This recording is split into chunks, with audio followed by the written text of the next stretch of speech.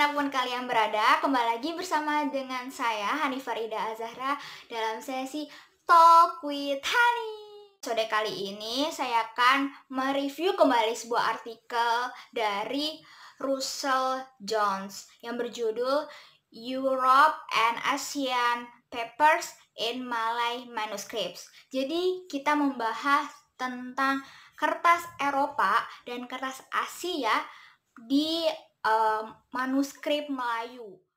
Kertas Eropa sangat unik. Kalau misalnya kita lihat kertas Eropa ini sangat memiliki karakteristik yang mencolok dibandingkan kertas Asia. Kenapa? Soalnya kertas Eropa ini terdapat watermark atau tanda air, atau juga bisa ada countermark yang menandakan bahwa ada sebuah ciri khusus yang mengidentifikasikan bahwa kertas tersebut adalah kertas dari Eropa. Namun ketika memang kertas Asia itu karakteristiknya itu lebih cenderung malu-malu atau seperti putri malu. Jadi perlu ada keahlian khusus dalam mengidentifikasi kertas tersebut. Seperti itu. Sebelum datangnya kertas Eropa dan kertas Asia, tradisi tulis-menulis di masyarakat Indonesia telah memanfaatkan berbagai kekayaan alam seperti daun lontar, daun daluang, terus tintanya dari tanaman pakis, dan lain sebagainya. Tapi yang menitik beratkan di dalam artikel ini, kita mau ngebahas kertasnya dari Eropa dan kertas Asia itu seperti apa sih, sehingga menarik perhatian kita. Kegiatan importir kertas dari Eropa itu dipicu oleh kolonial zamannya penjajahan bangsa Portugis, terus Belanda, terus juga Inggris. Jadi pada saat itu naskah Melayu tertua berasal dari kertas Eropa yang diimpor dari Lisbon, Portugis, yang berjudul mohon maaf, saya sebenarnya nggak bisa baca yang benar ya untuk bahasa Portugis, jadi saya baca aja teksnya secara baca teksnya lah ya. Mohon diperbaiki kalau misalnya ada yang tahu bahasanya seperti apa, seperti itu. Nih saya baca Arquivo Nacional da Teredo Tombo yang tersebar di Goa tanggal 23 Januari 1515 oleh Alfonso de Albuquerque. Mohon maaf kalau misalnya ada kesalahan pengucapan karena saya bukan orang Portugis, saya orang Indonesia. Selain masa Portugis, ternyata kolonial Inggris juga melakukan importir kertas dari Inggris, dari perusahaan dulu itu perusahaan Britania Hindia Timur, kayak gitu. Nah, dari perusahaan kertas itu dia mendirikan paper mills atau pabrik kertas lah bahasa kitanya di beberapa wilayah Indonesia. Begitu juga Belanda pada zaman kolonial, sebelum dia melakukan kongsi dagang yaitu kita sebut VOC, Belanda juga melakukan ada sebuah sumbangsi dalam ekonomi untuk mempermudah tradisi tulis-menulis. Pada tahun 1921 sampai dengan 1922, kolonial Belanda mendirikan paper mills di Padalarang. Lalu pada tahun 1939 sampai dengan 1940, kolonial Belanda mendirikan paper mills di Probolinggo dekat Leces. Eropa, ternyata kertas Asia juga diimpor dari negara asalnya, yaitu ada kertas Cina dan kertas India. Ternyata kertas Cina dan kertas India ini telah berpengaruh di Indonesia, bahkan keterikatan antara budaya India dengan budaya Cina pun dari dulu sudah terjalin.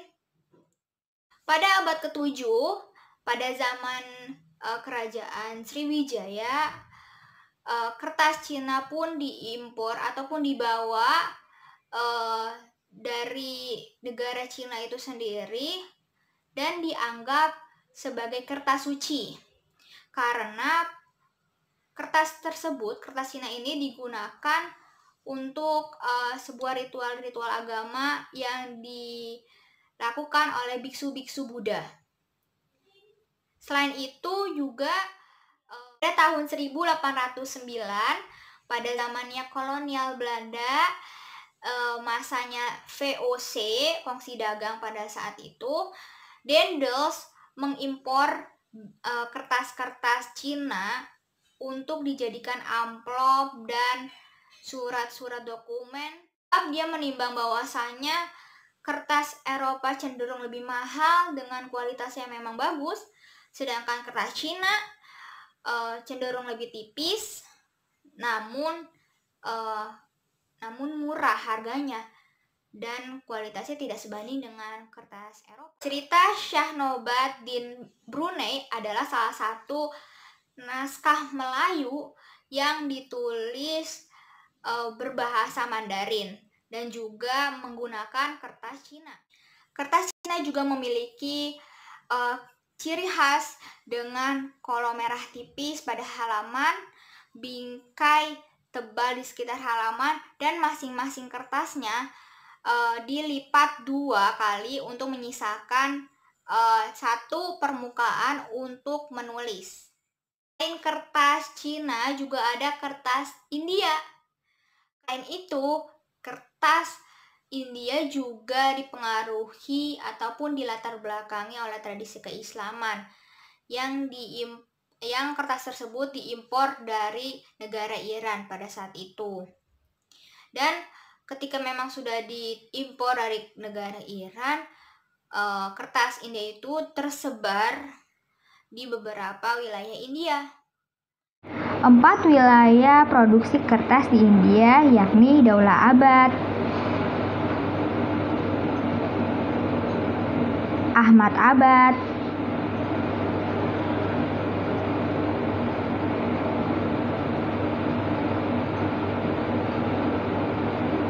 Lahore,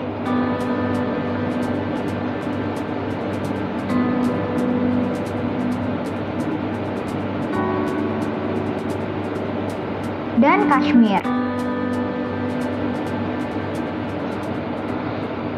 Kemudian kertas Hindia juga tersebar di Indonesia. Satunya adalah risalah tentang Maluku yang menggunakan bahan olah atau daun kelapa dan bertintakan, dia menggunakan juga pena yang bertintakan dari tanaman pakis. Menarik dari kertas India menurut saya sendiri, karena ternyata tanpa kita sadari kertas-kertas kuning atau yang berwarna oranye ke kuning-kuningan yang digunakan pada kitab kuning itu berasal dari India loh. Dan juga orang-orang dulu menyebutnya kertas tersebut adalah kertas yang dilapisi oleh emas, karena melihat kertas itu berwarna keemas-emasan, dan juga kertas yang perak itu juga berlapis perak. Berikut contoh-contoh dari kertas Eropa dan kertas Asia yang meliputi kertas Cina dan kertas India.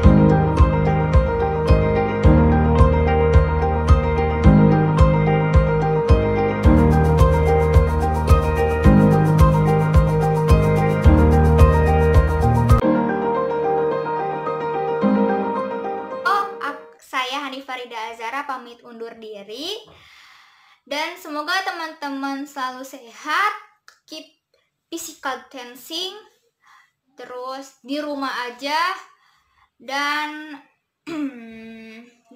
Selamat menunaikan ibadah puasa. Mohon maaf lahir batin. Oh iya, jangan lupa di like kalau kamu suka video ini, terus di komen kalau misalnya kamu ada kritik atau saran, dan di subscribe kalau kamu nggak mau ketinggalan video berikutnya. See you later.